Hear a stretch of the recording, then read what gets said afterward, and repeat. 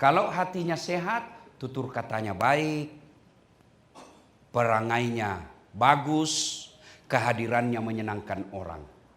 Tapi kalau hatinya sakit, tutur katanya ketus, kasar, perangainya menjelek, merugikan, kehadirannya merugikan orang lain, itu kalau hatinya sakit. Ini hati penting, Pak. Mau bukti? Bapak naik mobil dari Jakarta ke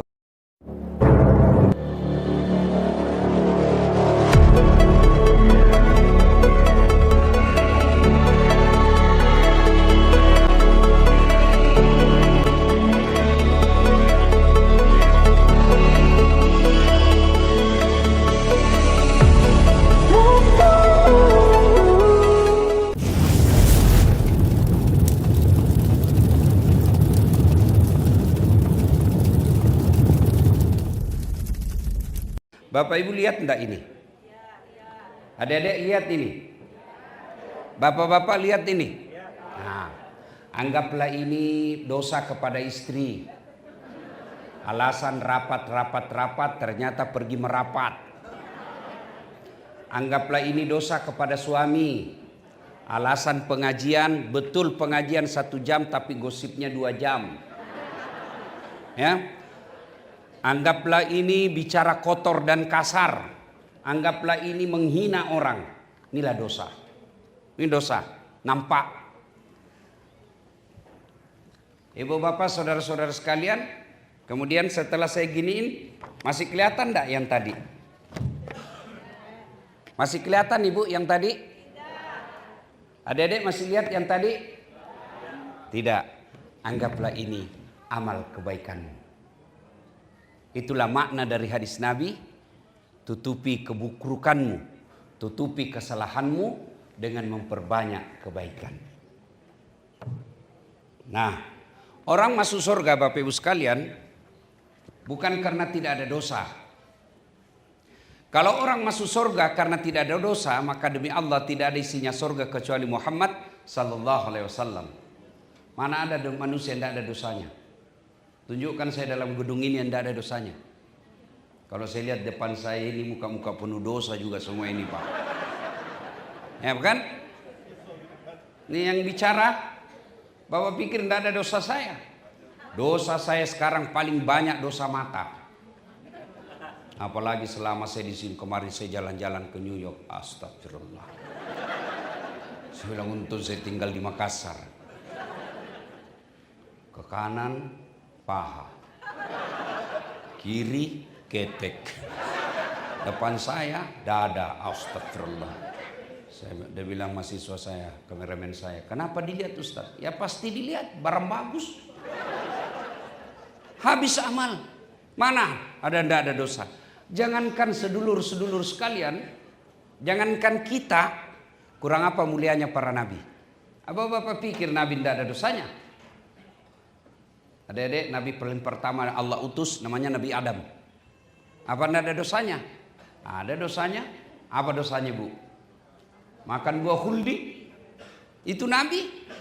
Turun sedikit. Kakek para nabi. Banyak melahirkan nabi. Cucu-cucunya juga banyak jadi nabi. Nabi Ibrahim alaihissalam. Apa tidak ada dosanya? Ada dosanya. Apa ada dosanya? Bohong ketika diadili Raja Namrud. Turun lagi Nabi Yunus, dakwah, sangka buruk dalam dakwah. Akhirnya apa? Dia tinggalkan tugasnya sebagai mubalik, dia pergi nyebrang lautan.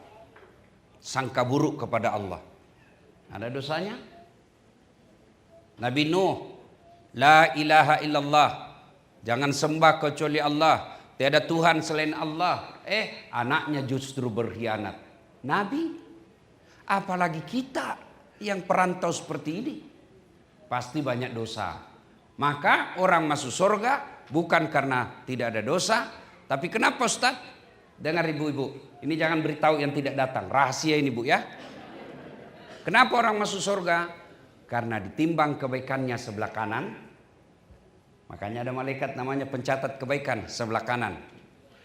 Timbang dosanya di sebelah kiri, ada malaikat pencatat keburukan. Timbang punya timbang, ternyata kebaikannya jauh lebih banyak daripada dosanya. Amal-amalnya jauh lebih banyak daripada dosanya, maka dia masuk surga. Ada orang bilang, dia rajin sholat, tapi tukang gosip, tidak usah sholat. Tidak. Wala talbisul haqqa bil batil. Allah tidak mencampurkan antara yang hak dan yang batil. Jilbabnya lain, gosipnya beda. Ditimbang nanti mana yang lebih berat.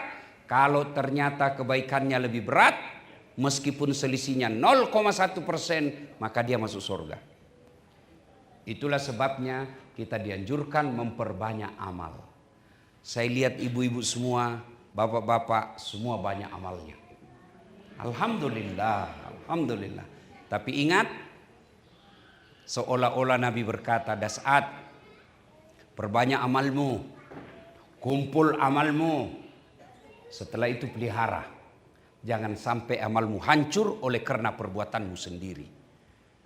Berarti ada perbuatan, ada tingkah laku yang menghancurkan amal. Sehingga amal kita nanti, ya Allah, mana pahala puasaku, mana hajiku, mana umrohku, mana sedekahku, mana tahajudku, mana zikirku. Allah berfirman, Das'ad, memang banyak amalmu, tapi hancur oleh karena perbuatanmu sendiri. Kamu menghancurkan amal-amalmu dengan sikapmu sendiri. Itulah Nabi mengingatkan kita, yang insya Allah ini yang akan menjadi tema pembahasan kita, memelihara amal, agar amal yang kita lakukan bermanfaat dunia sampai akhirat. Oleh-oleh bawa pulang dari Das'ad Latif. Karena kalau oleh-oleh kue 2 bungkus baru sampai kamar sudah habis. Oleh-oleh ilmu insya Allah bisa sampai akhir hayat kita. Kata Nabi, sittatu asya'in tukhbitul amal. Ada 6 sifat, ada 6 amal yang akan menghancurkan amal ibadahmu. Dia makan kita punya kebaikan, dia bakar. Ibarat kayu kering dengan api. Adik-adik, kalau ada kayu kering dengan ada api, mana yang hancur? Ibu-ibu, ada kayu banyak sekali tapi kering, ketemu api kecil, lama-lama membesar dan akhirnya kayu yang banyak itu habis, dimakan oleh api. Inilah sifat yang akan menghancurkan amal ibadah kita. Apa gerangan? Yang pertama, kata Nabi, dengar baik-baik. Pertama, al-istighalu bi uyubil khalqi. Suka cari kejelekan orang, dia lupa kejelekan dirinya sendiri. Nah, bahasa gosip. Ini penyakitnya bapak-bapak. Tukang gosip. Ini kan? Kumpul seperti ini masih gosip itu. Kumpul gini masih gosip. Orang datang itu dilihati dari pintu. Dia lihat dari ujung kepala sampai ujung kakinya.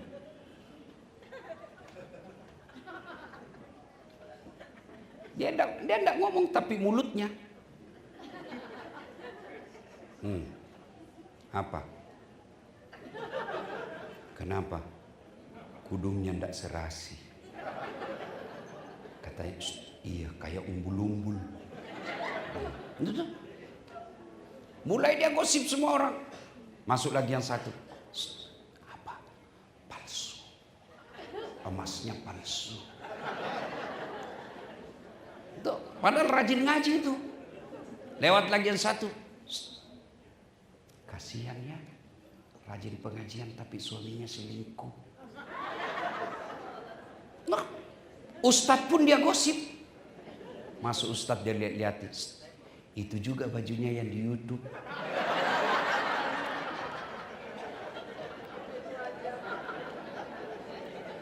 Habis amalnya. Bu, ada yang bilang begini, Ustadz, yang saya cerita itu kan betul. Apa yang saya sampaikan itu nyata, konkret, real. Justru betulnya namanya gibah. Kalau salah namanya fitnah. Jadi tidak ada harapan untuk cerita kejelekan orang. Kecuali boleh cerita dengan tujuan bukan menghina, tapi menegaskan identitas seseorang. Tahu Dasat? Yang mana ya? Itu yang pendek. Nah, itu boleh itu.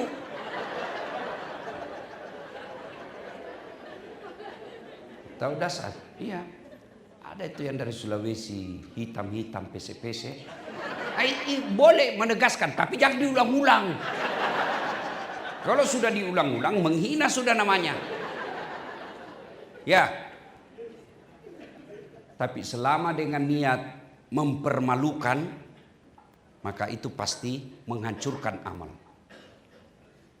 Contoh, kebaikan itu seperti buah, dan menceritakan kejelekan orang itu seperti pisau yang mengiris buah itu. Ibu punya mangga, ya, gosip diiris, diiris, iris lagi, iris lagi, iris, tinggal batoknya. Habis dagingnya, tinggal batunya. Ibu mau makan batu mangga?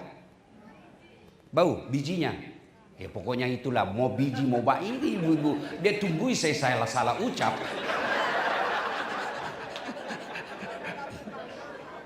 Ya. Nah, orang yang suka menceritakan kejelekan orang itu hancur amalnya. Itu makna ayat dalam Al-Quran, ayuhibbu ahadukum, sukakah kamu memakan bangkai sesamamu manusia? Ada seorang manusia nanti disetor pahalanya. Ya Allah, ini pahala sholatku. Datang tetangganya, tunggu dulu. Saya pernah satu kantor itu. Kenapa? Saya difitnah. Katanya anakku yang lurus rambutnya bukan anakku. Kenapa? Karena suamiku lurus rambutnya.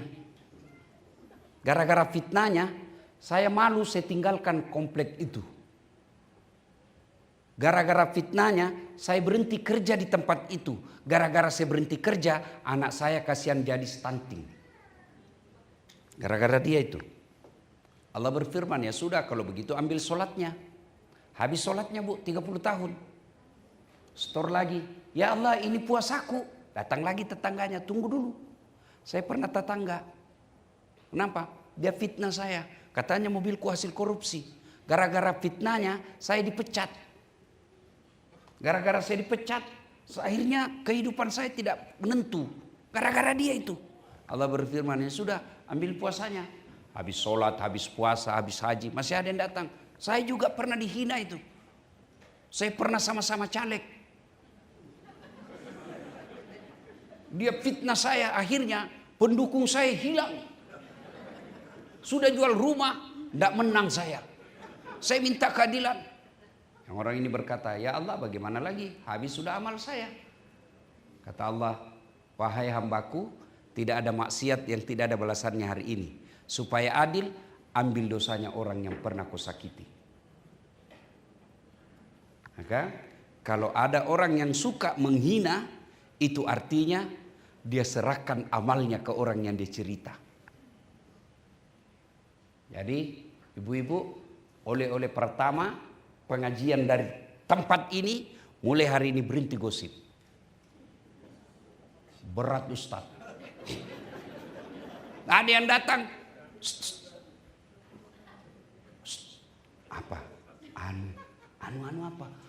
Nauzubillah min zalik. Bu, enggak usah lah ibu. Belum tentu kita lebih baik dari dia. Oh, itu baru top. Pengajiannya manfaat muktamarnya. Kalau sebaliknya apa? Iya memang. Padahal enggak tahu pasalah itu. Oh iya saya betul.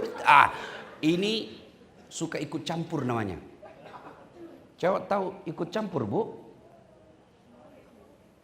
Ada tumbuhan namanya toge. Tahu toge bu? Coba lihat itu toge. Pecel ikut campur. Gado-gado, ada juga dia di situ.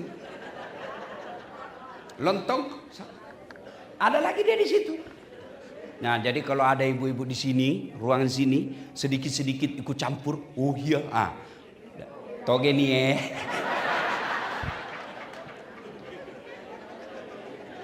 Nah, satu yang akan menghancurkan amal kebaikan kita, al-istighalu bi uyubil khalqi. Suka sekali cerita kejelekan orang, dia lupa kejelekan dirinya sendiri. Ketika Nabi Isra Mi'raj, Nabi diperlihatkan oleh Allah. Jadi ketika Nabi Isra Mi'raj itu banyak ilustrasi kehidupan yang Allah perlihatkan kepada Nabi. Ya, dalam kehidupan sehari-hari kan banyak karakter manusia. Tapi kok Allah memilih hal-hal tertentu saja yang Allah perlihatkan kepada Nabi. Satu di antaranya ada manusia yang diperlihatkan oleh Allah kepada Rasulullah, kukunya terbuat dari tembaga api neraka. Dia cakar-cakar mukanya, sakit tapi dia cakar. Sakit tapi dia cakar. Dia cabik-cabik wajahnya, kulitnya, bagannya, dia makan. Dia sakit tapi dia cakar pula. Sakit dia cakar. Dia makan bangkai diri orang depannya. Nabi bertanya, Jibril, siapa pula itu? Bego betul. Dia tahu sakit dia cakar. Dia tahu bangkai dia makan. Siapa dia Jibril? Jibril menjawab, itulah umatmu yang suka menceritakan kejelekan sesamanya muslim. Itulah makna ayat tadi. Ayuhibbu ahadukum, sukakah kamu memakan bangkai sesamamu manusia? Dulu. Ibu-ibu kalau mau gosip mesti ketemu di tangga atau di tempat beli sayur. Dulu. Ya toh, kalau mau gosip dia ketemu di tangga, duduk-duduk, ya kan? Atau di tempat cuci sumur bareng-bareng. Dulu. Sekarang satu di New York, satu di Arizona, satu di Texas. Yang digosip yang ada di Makassar. Ya kan? Di mana dia gosip? Grup WhatsApp. Bu, dulu agak susah orang bergosip. Sekarang teknologi mempermudahnya. Kadangkala kita tidak sadar, kita sebar aibnya orang. Itu Ustadz benar. Benar pun hentikan. Cukup di tangan ibu, jangan lagi disebar. Itu akan menjadi amal jariah buat ibu karena ibu menghentikan aib.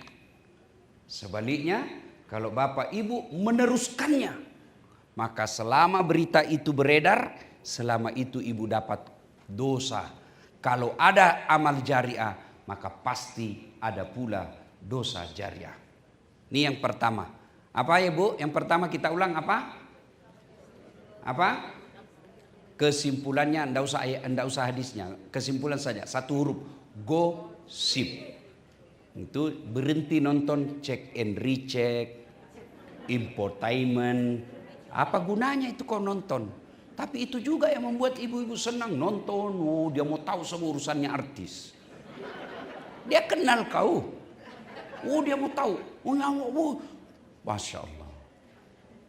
Lebih baik ibu belajar cerita-cerita sejarah Nabi, sejarah para sahabat, nonton dakwah, jauh lebih faedah daripada ibu mengikuti perkembangan para selebriti. Yang kedua, yang akan menghancurkan amal kebaikan kita, kata Nabi, qillatul haya, kurang rasa malu. Ini rasa malu, kalau tidak ada pada diri manusia, maka manusia lebih hina dari binatang. Maksudnya apa Ustaz? Mohon maaf ibu ya, jangan marah. Ini supaya gampang dimengerti. Ya, sekarang itu paha ayam kampung jauh lebih mudah. Oh, kanan. Sini. Ya, sini. Kanan lagi. Sini. Kanan lagi. Ya. Sudah. Sini. Ya, dah. Oke. Oh, ini supaya kelihatan kaktus. Ini kan semua tumbuhan ini ciri khas Arizona. Ya kan? Ah, iyalah. Ya. Ibu-ibu, apa tadi?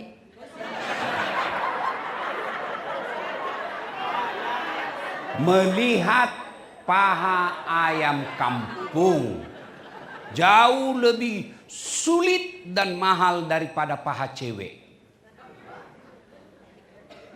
Kok bisa? Dengar, mau lihat paha ayam kampung ibu harus kampung dulu. Namanya ayam kampung, jadi pulang kampung dulu kita. Sudah sampai di kampung, sudah lihat pahanya? Belum. Ibu harus cari dulu itu ayam. Cari, sudah ketemu, sudah lihat pahanya? Tidak, dikejar dulu. Saya ingat waktu dulu. Oh, kalau mau kejar ayam, Bu, pas mau ditangkap dia terbang lagi. 30 menit baru didapat. Sudah tangkap, sudah lihat pahanya? Belum.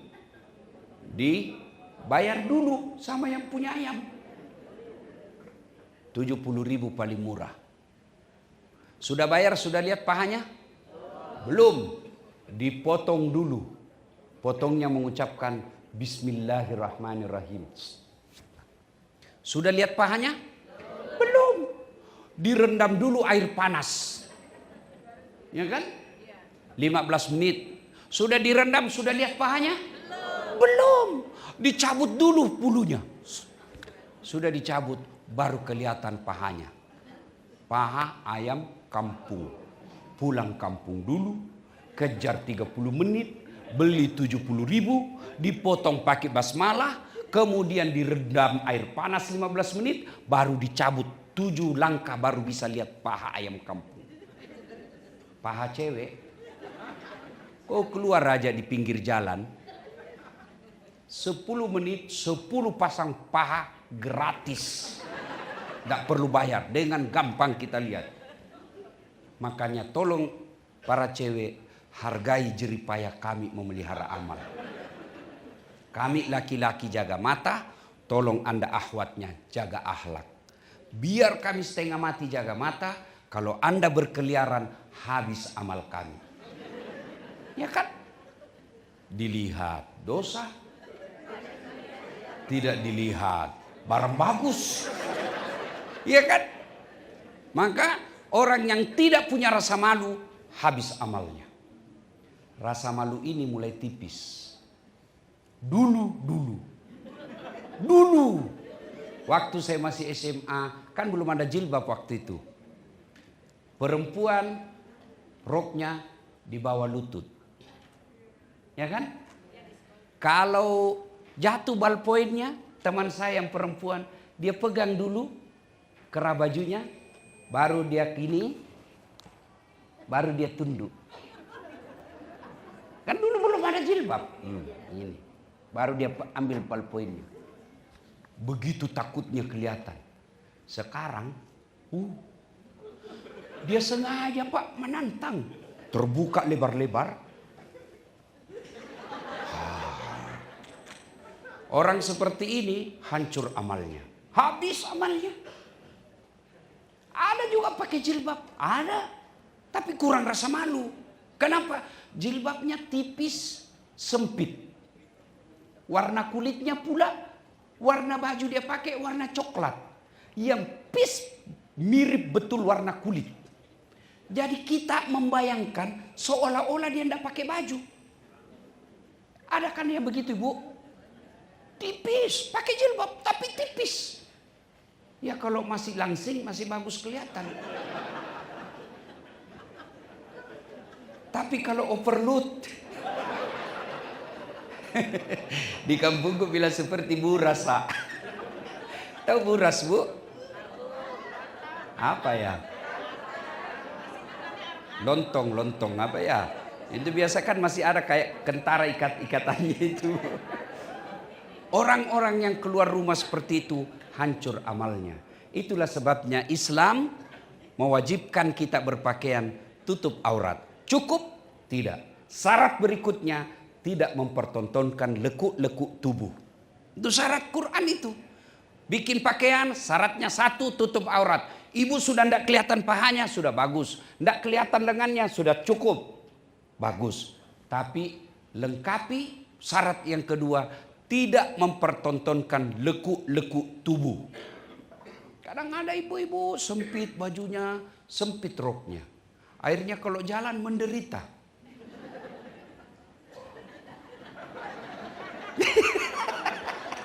Beleng-beleng. Coba kalau longgar ibu, dikejar anjing kan enak. Ya. Bapak-bapak juga yang hobi sepeda, maafkan saya juga hobi sepeda. Tapi jangan memakai celana yang sempit, akhirnya bapak teruskanlah. Ya kan? Saya juga hobi sepeda. Saya pakai gamis. Orang bilang, enggak nyambung. Ya menurut kamu enggak nyambung, bagi saya nyaman. Ada urusan apa sama kamu? Yang penting saya aman. Ini sudah sempit sekali celananya. Lebih parah lagi kalau Agustusan. Ibu-ibu olahraga di kantor dubes. Depannya ibu-ibu pakai baju merah putih. Sempit rok, bajunya juga sempit. Bapak-bapak di belakang. Ibu-ibu di depan. 1, 2. Bapak-bapak di belakang. 3. Orang kalau punya rasa malu tidak akan seperti ini. Orang kalau sudah punya rasa malu, itu sudah takwa dia. Kenapa? Karena Nabi menjelaskan pakaian orang bertakwa adalah rasa malu. Coba lihat sekarang Pak. Aduh. Saya lihat pejabat sekarang Pak, rasa-rasanya hilang rasa malunya Pak. Tidak pernah kedengaran kuliah, tiba-tiba S3, doktor. Maksud saya, malu dong. Iya kan? Hanya pegawai negeri, tiba-tiba Masya Allah, rumahnya mewah sampai harga miliaran. Padahal gajinya cuma 5 juta 1 bulan. Sudah nyata-nyata pernah di penjara, masuk lagi jadi caleg. Mantan napi jadi caleg. Dan kita pilih. Tambah hilang kita punya rasa malu. Malu dong. Orang kalau baik sholatnya, hitam jidatnya, tapi tidak punya rasa malu, ada pahalanya, tapi habis. Ibu-ibu rajin pengajian, tapi tidak punya rasa malu, pahalanya dikikis sikit habis. 2 yang akan menghancurkan, qillatul haya, kurang rasa malu. Yang ketiga, yang akan menghancurkan amal kebaikan kita, qaswatul qalbi. Apa itu? Keras hati. Keras hati. Ini hati penting Bu. Penentu ini hati.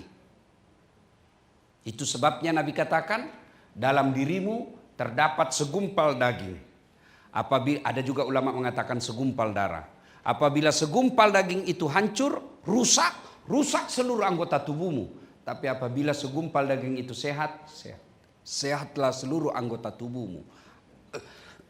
Apa gerangan segumpal daging, segumpal darah itu? Dialah qalbu, hati. Berarti penentu sifat kita adalah hati.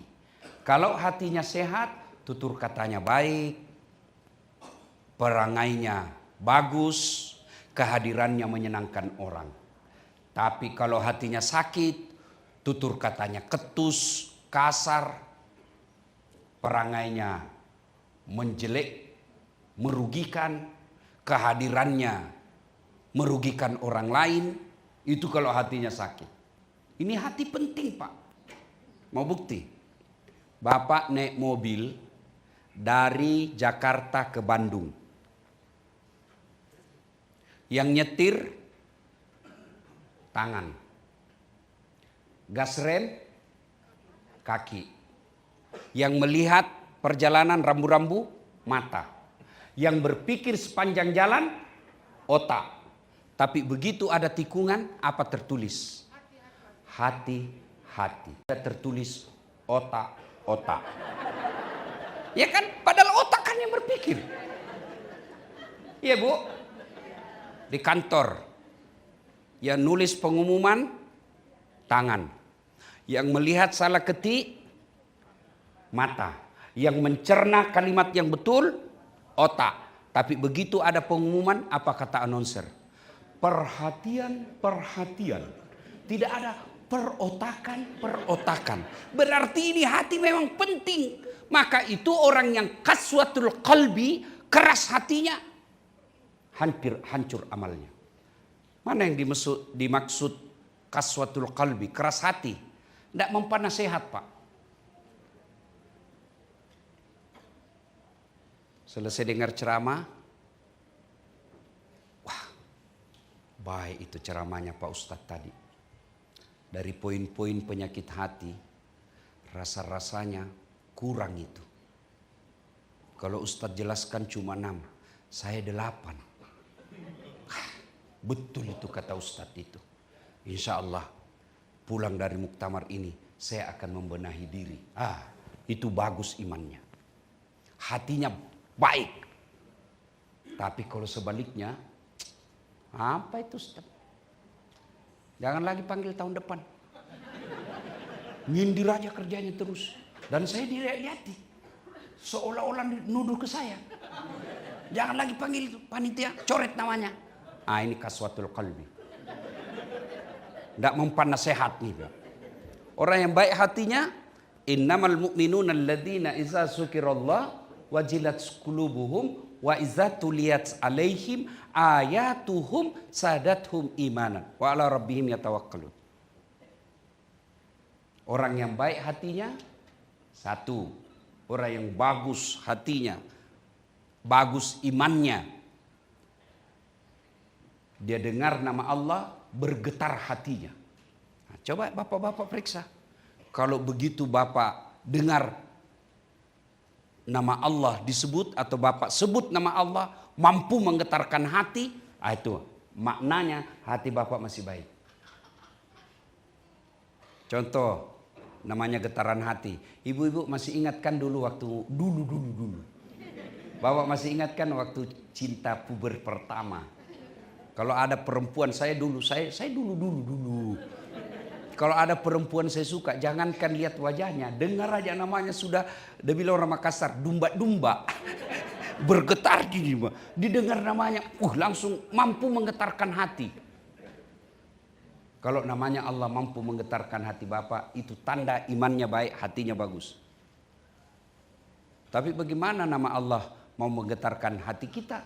Kita mempermainkan nama Allah. Datangnya muktamar, insya Allah. Kayak 17 tahun di Mesir. Datangnya insya Allah. Begitu ketemu, kenapa tidak datang bro? Kan saya bilang insya Allah. Nah ini menjadikan Allah sebagai kambing hitam. Tidak boleh mengatakan insya Allah kalau memang tidak niat.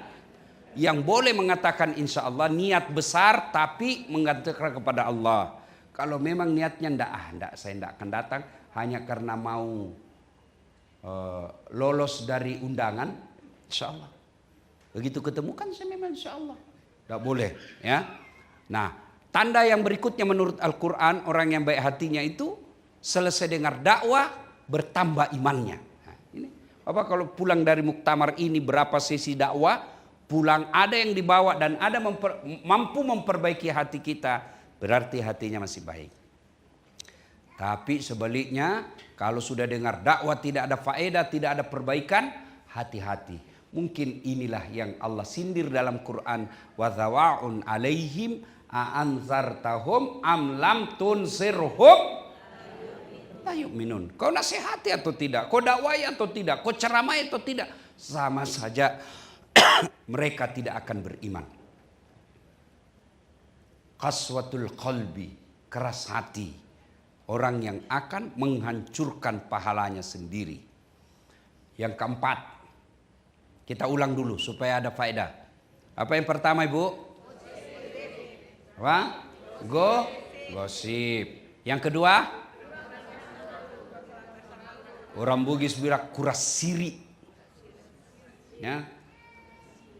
Pejabat kita sekarang kurang malunya. Tidak malu memang. Yang ketiga, keras hati, tidak mempan nasihat. Yang keempat, hubbud dunia. Terlalu cinta kepada dunia. Cinta dunia boleh. Tapi yang Allah larang terlalu. Terlalu. Namanya terlalu tidak bagus. Cinta dunia boleh. Terlalu cinta dunia tidak boleh. Mana tanda-tandanya, operasionalnya, karakternya, ciri-cirinya, operasionalnya. Orang terlalu cinta dunia takut dibilang tua. Senang dibilangin muda. Kecuali bapak mengatakan kepada istri, kau makin muda, meskipun bohong, pahala. Ada 3 bohong yang boleh menurut agama bahkan pahala. Salah satu di antaranya, bohongnya seorang suami untuk menyenangkan hati istrinya. Kau makin cantik aja dek. Meskipun istri tahu kita bohong, dia tetap senang itu. Maka bapak boleh bohong. Rasa-rasanya saya lihat kau dek, seperti waktu kita baru pertama ketemu. Makin muda aja kau saya lihat sayang. Meskipun bapak bohong, boleh. Bahkan pahala. Ibu kasih hadiah ulang tahun, meskipun bapak tidak senang, tapi kalau bapak katakan, Masya Allah. Inilah hadiahmu yang terbaik sayang. Pahala. Malah bapak dosa kalau bapak jujur. Dosa bapak kalau jujur. Halo bang, saya dari kota. Selamat ulang tahun. Ini hadiah. Bapak lihat, waduh, warnanya jelek betul. Memang bodoh kau. Kamu kan tahu saya tidak suka ini, warna begini. Bapak kalau seperti ini malah dosa karena tidak menghargai perasaan istri. Sesi lain ini soal suami istri ya, sesi lain. Nah, orang yang terlalu cinta dunia, apalagi ciri-cirinya, stres kalau ada ubannya. Waduh, akhirnya apa? Semir. Ada di alisnya pun dia semir. Masuk matanya. Sudah. Mana lagi karakter dan ciri-ciri orang terlalu cinta dunia? Nganggap enteng ibadah. Nganggap enteng ibadah. Biar saya Pak, memang saya tabek deng. Enggak apa-apa, simpan saja. Memang saya sebelum saya ke sini saya sakit. Makanya saya berdoa mudah-mudahan saya bisa sehat untuk datang. Sempat kepada panitia, saya bilang apa boleh saya diganti. Sebab saya memang sakit Bu. Berawal dari saya diundang ceramah, yang undang saya janji ngasih heli. Begitu saya sampai di Medan, dia bilang Ustadz heli tidak bisa terbang. Sudahlah saya sudah sampai di lokasi, tidak mungkin saya langsung balik. Sudah naik mobil lah saya 12 jam. Dari Medan ke Padang Lawas. Sudah ceramah 1 jam, lanjut lagi. Pergi ke Mandailing Natal. 9 jam. Jalannya Waduh. Selesai ceramah, lanjut lagi naik mobil ke Padang. Sumatera Utara. Barat, dari utara ke barat. Hampir saya naik mobil 24 jam. Padahal setelah saya sakit 6 bulan, saya pernah sakit tahun lalu 6 bulan Bu. Dokter saya mengatakan, Ustadz jangan naik kendaraan lebih dari 2 jam. Wah, sudah itu langsung saya sakit. Rehat, hilang suara. Kalau sakit kaki, penceraman tidak ada masalah. Karena yang ngomong bukan kaki. Tapi ini suara saya yang hilang. Kan memang kalau orang lelah, capek itu berdampak, salah satu dampaknya hilang suara. Nah, kalau penceramah hilang suaranya, wabillahi taufiq wal hidayah. Syukur alhamdulillah bisa sampai di tempat ini. Dan syukurnya lagi, sebelum saya tiba itu kakak saya, ibu saya sudah mencemaskan. Kenapa? Saya alergi dingin. Alergi dingin, Bu. Ya. Nah, kalau biasanya dingin langsung biasa keluar darah dan bolo. Apa itu bolo ya? Lain. Ingus. Nah, orang Bugis bilang bolo. Bolokan ada itu yang keluar nomor 11. Bagus. Nah, itu dulu. Dulu. Naik lagi. Alhamdulillah Bu, saya dapat salju di New York. Oh, sempat saya berhujan-hujan salju. Syukurnya tidak mimisan saya. Ini doa dari emak saya.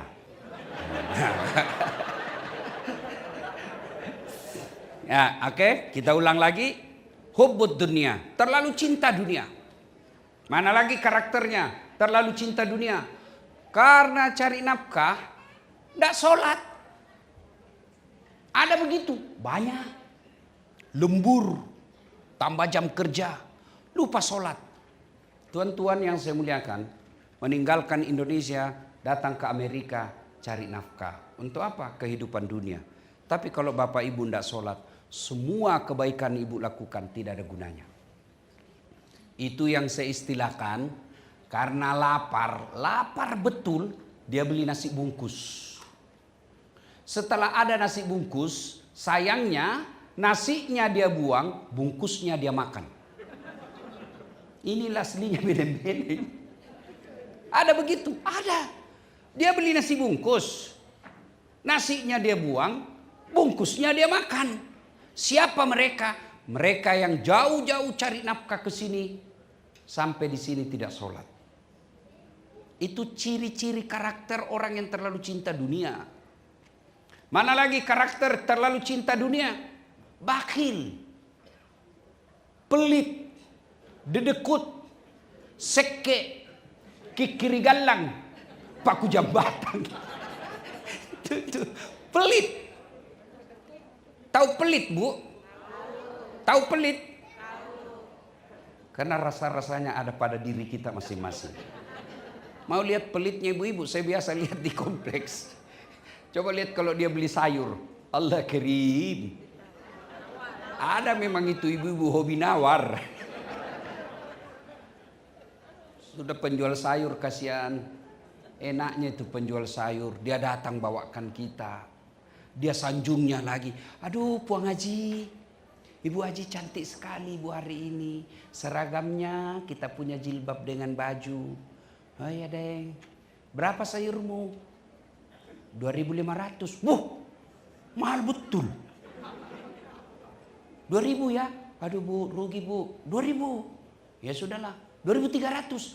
2.500 Ibu. Masya Allah. Dia bayar betul 2.500 ya. 2.500. Ambil jeruk 2. Ini yang termasuk terlalu cinta dunia, pelit. Kalau belanja di warung, nawar. Ibu-ibu kalau masuk mall, nawar enggak? Nawar enggak? Kok nawar? Dibilang ke orang gila. Padahal yang punya itu orang-orang kaya. Yang penjual sayur. Ya, abang-abang yang datang bawa sepeda naik motor. Itu betul-betul bukan cari untung. Betul-betul hanya untuk cari bisa melanjutkan hidup. Saya izin minum dulu. Qillatul haya, yang keempatnya adalah hubbud dunia, terlalu cinta kepada dunia. Terlalu cinta kepada dunia ini yang bisa membuat orang menghalalkan segala cara. Hubbud dunia, boleh cinta dunia tapi tidak boleh terlalu cinta dunia. Yang berikutnya yang akan menghancurkan amal ibadah kita adalah tulul amal. Apa itu? Panjang angan-angan. Mau kaya, tidak mau kerja. Nah itu. Mau masuk surga, tidak mau ibadah. Emangnya ada orang dalam? Ya? Nah, karena waktu tinggal 5 menit, ini saja tausiah kita. Saya tidak tahu apakah ada sesi tanya jawab atau cukup sampai di sini karena waktu duhur. Ya. Nah, kepada MC saya kembalikan. Terima kasih. Assalamualaikum warahmatullahi wabarakatuh.